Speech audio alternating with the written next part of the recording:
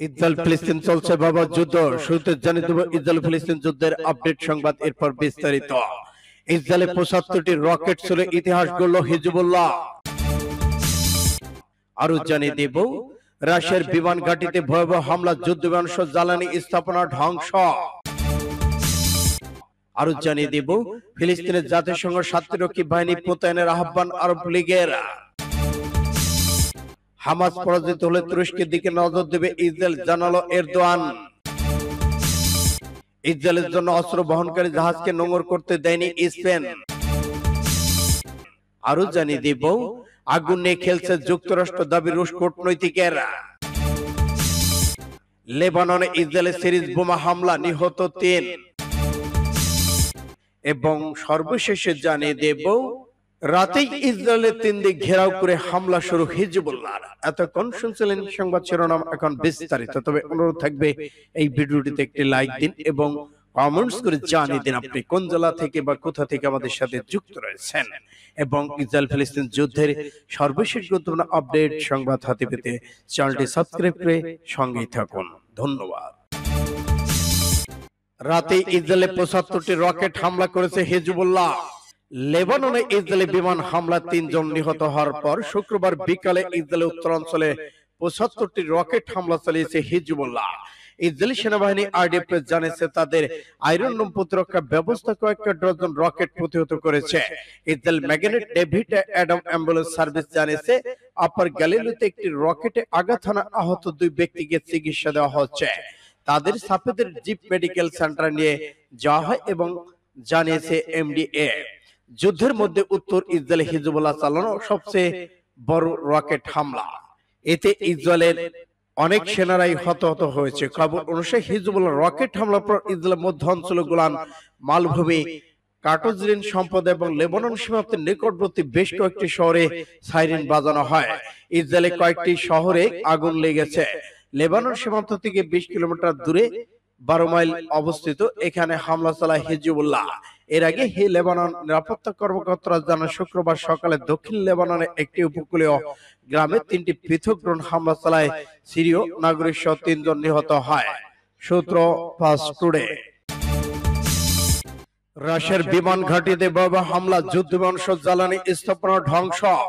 শুরু হয়েছে তৃতীয় বিশ্বযুদ্ধ। রাশিয়ার বিমান ঘাঁটিতে ভয়াবহ হামলা, যুদ্ধ বিমান সহ জ্বালানি স্থাপনা ধ্বংস করা হয়েছে।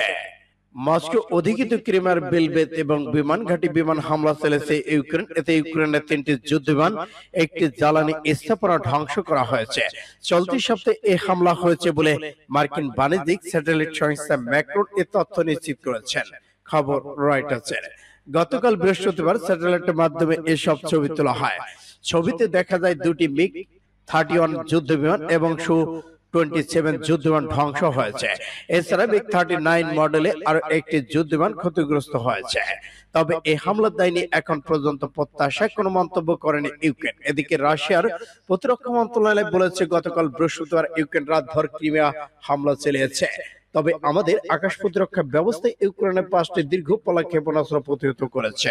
এর আগে গত বুধবার রাশিয়া জানায় তারা ক্রিমিয়ায় ১০টি দীর্ঘপাল্লা ক্ষেপণাস্ত্র প্রতিহত করেছে। এতে করে কোনো হতাহত বা ক্ষয়ক্ষতি হয়নি। সূত্র ইন্ডিয়া টুডে।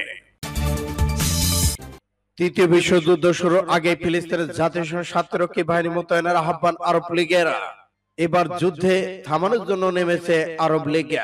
ফিলিস্তিন ভূখণ্ডে জাতীয় শান্তিরক্ষী বাহিনী মোতায়েনের আহ্বান জানিয়েছে আরব দেশগুলোর জোট আরব লীগ।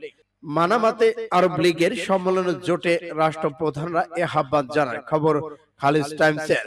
এক বিবৃতি জোটটি যতদিন পর্যন্ত দ্বিরাষ্ট্রনীতি কার্যকর না হচ্ছে ততদিন ফিলিস্তিন দখলকৃত অঞ্চলে জাতিসংঘের আন্তর্জাতিক শান্তিরক্ষী বাহিনী মোতায়েন করার আহ্বান জানায়। পাশাপাশি ২ রাষ্ট্রীয় সমাধানের ভিত্তিতে ফিলিস্তিন সমস্যার সমাধানের জন্য জাতিসংঘের পৃষ্ঠপোষকতা একটি আন্তর্জাতিক সম্মেলনের আহ্বান জানায় বাহরাইনের রাজা হাসামা হামাদো এবং ফিলিস্তিন প্রেসিডেন্ট মাহমুদ আব্বাস। গাজায় অবস্থিত যুদ্ধবিরতি ফিলিস্তিন ভূখণ্ডে জোটপূর্বক বাস্তুচ্যুত বন্ধ করার আহ্বান জানিয়েছে এই জোট।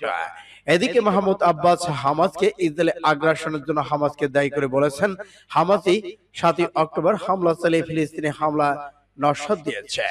এছাড়া ওই সম্মেলন থেকে ফিলিস্তিনের সব পক্ষকে ফিলিস্তিন লিবারেশন অর্গানাইজেশনের অধীনে আসার আহ্বান জানানো হয়। সূত্র পাস টুডে। হামাস পরাজিত হলে তুরস্কের দিকে নজর দেবে ইসরায়েল, জানালো এরদোয়ান। এবার গোপন তথ্য ফাঁস করলে এরদোয়ান দখলদার ইসরায়েল গাজার উপত্যকায় হামাসকে পরাজিত করতে পারলে এরপর তুরস্কের দিকে নজর দেবে বলে হামলা চালাবে বলে মন্তব্য করেছেন দেশটির প্রেসিডেন্ট রিসেপ তাইয়িপ এরদোয়ান। বুধবার রাজধানী আঙ্কারা একটি সংসদের দলের সঙ্গে বৈঠকে তিনি এ আশা ব্যক্ত করেছেন। খবর টাইমস অফ ইসরায়েলের। নিজ দলের সংসদ সদস্যের উদ্দেশ্যে এরদোয়ান বলেছেন, ভাববেন না ইসরায়েল গাজা থেমে থাকবে। তাদের থামিয়ে না দেওয়া হলে এই সন্ত্রাসী দুর্বৃত্ত সরকার আজ হোক কাল হোক আনাতোলিয়ার দিকে নজর দেবে। আনাতোলিয়া বোঝাতে এরদোগান বৃহত্তর তুর্কি উপত্যকাকে বুঝিয়েছেন। তিনি বলেছেন, আমরা হামাসের পাশে দাঁড়াবো। তারা তাদের মাতৃভূমি স্বাধীনতার জন্য লড়াই করছে এবং একই সঙ্গে আনাতোলিয়াকে রক্ষা করব। এর আগে সোমবার তুর্কি নেতা বলেছেন, গাজায় চলমান যুদ্ধে হামাসের 1000-এর বেশি সদস্যকে তুরস্কের হাসপাতালে চিকিৎসা দেওয়া হচ্ছে। এছাড়া তিনি ইস্তাম্বুলে হামাস নেতা ইসমাইল হানিয়ার সঙ্গে দেখা করেছেন এবং ফিলিস্তিনের পক্ষে নিজের সমর্থন ব্যক্ত করেছেন। সূত্র ইন্ডিয়া টুডে। এবার ইসরায়েলের বিরুদ্ধে যুদ্ধে নেমেছে স্পেন। ইসরায়েলের জন্য অস্ত্র বহনকারী জাহাজকে নোঙর করতে দেয়নি। অস্ত্র বহনকারী একটি ইসরায়েলগামী জাহাজকে নিজেদের বন্দরে নোঙর করতে দেয়নি স্পেন। মারিয়ান ডেনিকো নামে একটি জাহাজে 21শে মে এক দেশটির দক্ষিণ পূর্ব কার্টেনেজা বন্দরে নোঙর করার অনুমতি চেয়েছিল।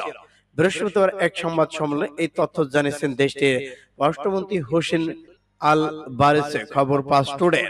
অক্টোবর গাজা যুদ্ধ শুরুর পর থেকে ইসরায়েলের সব ধরনের অস্ত্র রপ্তানি নিষিদ্ধ করেছে স্পেন। এই নীতির সঙ্গে সামঞ্জস্য রেখেই স্প্যানিশ বন্দরগুলোতে ইসরায়েলগামী কোনো অস্ত্রের জাহাজের নোঙর ফেলা নিষিদ্ধ করেছে দেশটি।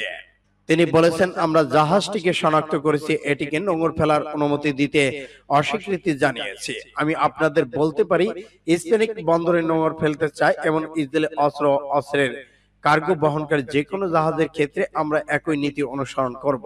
সূত্র ইন্ডিয়া টুডে। আগুন নিয়ে খেলছে যুক্তরাষ্ট্র, দাবি রুশ কূটনৈতিকের। রাশিয়ার এক শীর্ষ কূটনৈতিক দাবি করেছে যুক্তরাষ্ট্র অনেক আগেই মস্কোর সঙ্গে পরোক্ষ যুদ্ধে জড়িয়ে পড়েছে। ইউক্রেন ইস্যুতে তারা যা বলছে তা মূলত আগুন নিয়ে খেলার সামিল।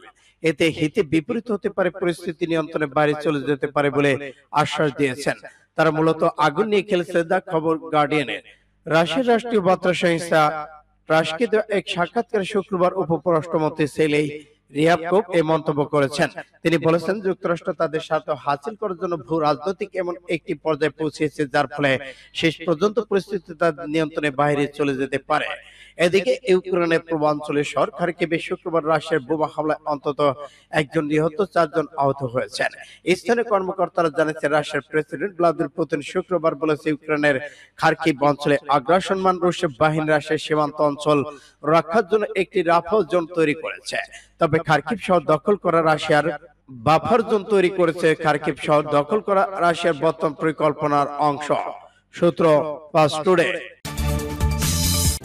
লেবাননে ইসরায়েলের সিরিজ হামলা, নিহত 3।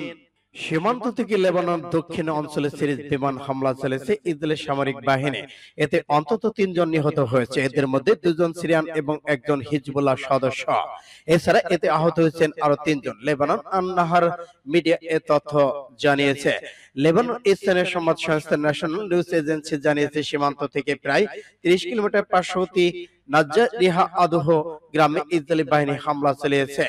হিজবুল্লাহর সঙ্গে এক ঘনিষ্ঠ এক সূত্র বার্তা সংস্থা এপিকে বলেছেন, হামলায় নাজ্জারিয়াহতে 3 জন নিহত। এপির একজন চিত্রগ্রাহক জানায়, তিনি হামলা শিকার অঞ্চলের দিকে অ্যাম্বুলেন্স যেতে দেখেছেন। এদিকে বার্তা আদান প্রদানের মাধ্যমে টেলিগ্রাম ইসরায়েলি বাহিনী এক বিবৃতিতে জানিয়েছেন, সেখানে হিজবুল্লাহ সন্ত্রাসী কার্যক্রম চালাতো, সেখানে সন্ত্রাসী অবকাঠামো হামলা চালানো হয়েছে। ইসরায়েল থেকে উদ্ভূত হুমকির সরাসরি জবাব দেবে ইরান। ইসলামী প্রজাতন্ত্র ইরানের স্থল বাহিনী কমান্ডার ব্রিগেড জেনারেল কিউমাস হায়দারি বলেছেন, ইহুদিবাদী ইসরায়েল থেকে উদ্ভূত যে কোনো হুমকি সরাসরি জবাব দেবে তার দেশ সেনারা।